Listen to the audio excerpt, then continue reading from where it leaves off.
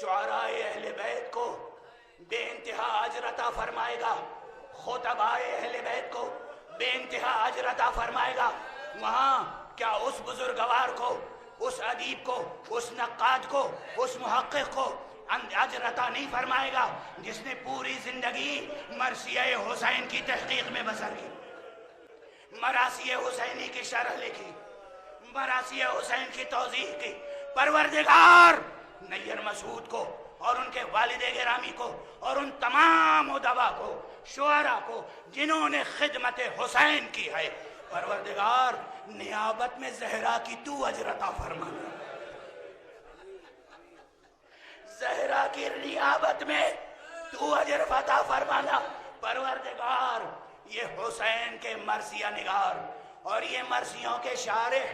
انہوں نے کس انداز سے ہماری تربیت کی ہے حب اہل بیت کے ساتھ، اور حب اہل بیت کے ساتھ ساتھ کیا معرفت عطا کی ہے۔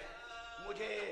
انیس کے کلام میں بہت سے مقامات ہیں جو یاد آ رہے ہیں، مگر طاقت بھی ساتھ چھوڑ چکی ہے۔ دیکھیے، حسین کے مصائب لکھتے لکھتے، حسین کے مصائب سناتے سناتے جب زمین طبیعت کی گداز ہو جاتی ہے، جب تخم ریزی کا موقع ہوتا ہے، یعنی جب زمین زرخیز اور نم ہو کہ اس میں بیج ڈالا جائے تو وہ شجر سایہ دار بن جائے، بس وہیں انیس اور انیس جیسے توحید کا عرفان ڈال دیتے ہیں، یہ کہتے ہوئے کہ روز عاشورہ بھی اس قیامت خیز روز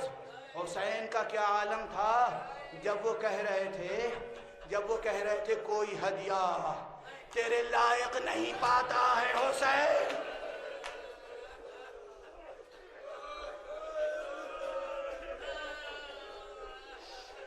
اکبر کو نظر کرنے کے بعد،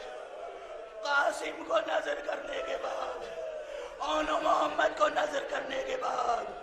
اصغر کو نظر کرنے کے بعد، تمام اہل بیت و انصار کو نظر کرنے کے بعد، حسین کی صدائے حال یہ ہے، رب سے مناجات یہ ہے، یہ معرفت کا مقام ہے، یہ ادب الہی ہے، یہ شان بندگی ہے، یہ ناز بندگی ہے۔ حسین کہہ رہے ہیں کوئی ہدیہ تیرے لائق نہیں پاتا ہے حسین۔